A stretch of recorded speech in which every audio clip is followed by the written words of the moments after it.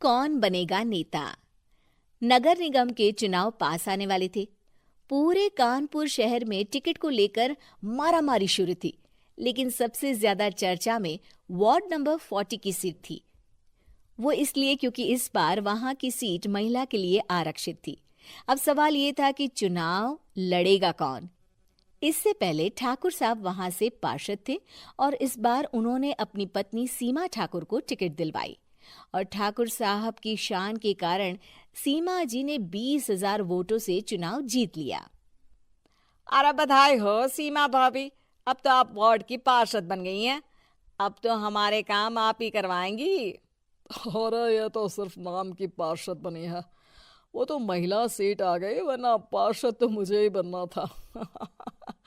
अब भले ही चेहरा इसका होगा, लेकिन पावर तो मेरी ही होगी। अरे वाह भाई साहब, क्या दिमाग लगाया है आपने भी। आइए आप लोग, खाना लगा दिया है सबके लिए। सीमा जी पार्षद बन चुकी थीं, फिर भी उनकी एक ना चलती। सारे काम ठाकुर साहब खुद ही संभाल लेते और जहां जरूरत पड़ती वहां सीमा जी का अंगूठा लगवा लेते। सीमा जी ज्यादा पढ़ी लिखी भी नहीं थी। एक दिन ठाकुर साहब और सीमा एक प्रोग्राम में जाते हैं। अरे ठाकुर साहब, आप आ गए। ओहो, पार्षद मैडम भी आ गई हैं। स्वागत है आप दोनों का।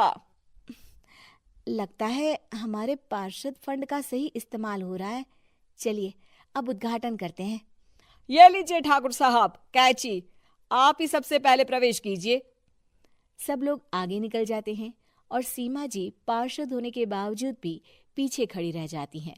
वो देखती हैं कि वेलकम बोर्ड पर उनका नाम है, लेकिन महिला होने के कारण कोई उनका सम्मान नहीं कर रहा। अगले दिन एक आदमी उनके घर आता है। अरे ठाकुर साहब नमस्कार। कल ना हम नोटिस किए कि हमारा घर तो अवैध है और नगर निगम वाले उसे तोड़ने आ रहे हैं। अरे कुछ कीजिए ना ठाकुर साहब। देखो भाई, मैं तो ज्यादा कुछ कर नहीं सकता, पर अगर तुम सबकी जेब गर्म कर दो तो कुछ हो सकता है। कुल मिलाकर 4 लाख लगेंगे। अरे 4 लाख ठाकुर साहब? अरे भाई, मैं अपने लिए नहीं मांग रहा हूँ। दरोगा है, इंजीनियर बाबू है, बड़े साहब है, सबको देना पड़ता है ना थोड़ा थोड़ा। बोलो है मंजूर? तभी वहां अचानक सीमा जी आ जाती हैं।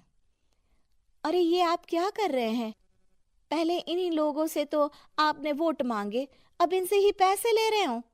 अरे चुप रहो तुम, तुम्हारा काम है सिर्फ अंगूठा लगाना, तुम वही किया करो। मुझे दूसरे काम तुम मत सिखाओ, समझी?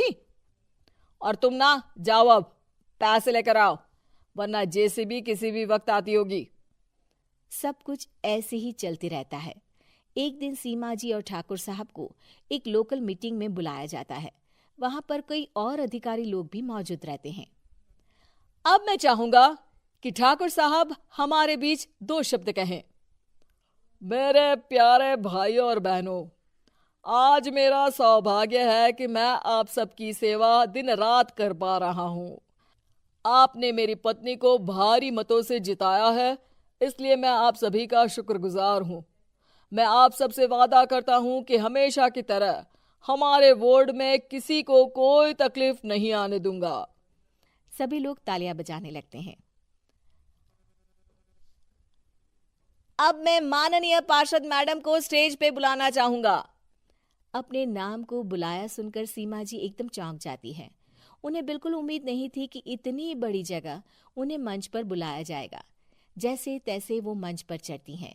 ऊपर जाते ही सीमा जी को सारी पुरानी बातें याद आ जाती हैं कि किस तरह उनके पति उन्हें कभी भी आगे बढ़ने नहीं देते और उनके नाम से गलत काम करते हैं। वो बोलने लगती हैं। मैं आपके वार्ड की पार्षद सीमा हूं।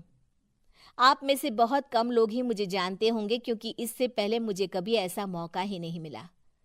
सारे मौके मेरे पार्षद पति यानी आपके ठाकुर साहब ही लेते रहे, लेकिन आज ये मौका मुझे मिला है तो मैं इसे ऐसे ही नहीं जाने दूंगी।